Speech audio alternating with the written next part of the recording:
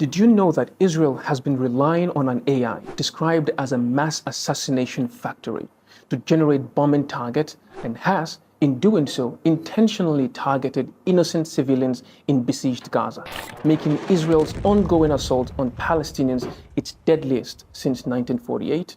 Yes, you heard that correctly.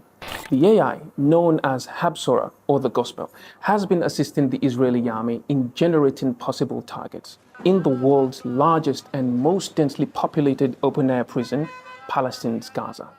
So, the news emerged when former Israeli intelligence members revealed to Plus 972 magazine and the Hebrew language outlet Local Call that Israel's use of this technology almost automatically generates airstrikes targets at unprecedented rates, and have left over 300 families in Gaza with at least 10 family members dead since October 8. Now, you might be confused as to what that has to do with AI.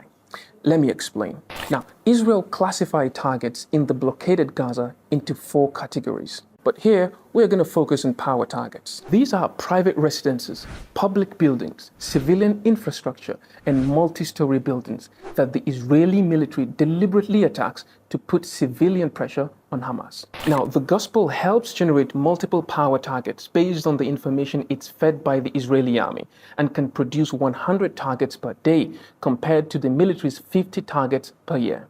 And for Israel, putting civilian pressure on Palestinians means innocent civilian deaths, which according to the report are properly documented and contained in the file in the Israeli army's custody. This report includes the tally of civilian deaths that the army calls collateral damage, killed when striking these power targets, all with the aim of targeting one single senior Hamas member.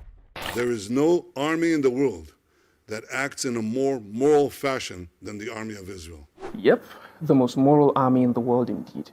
What forms of data are fed into the Gospel remains unknown.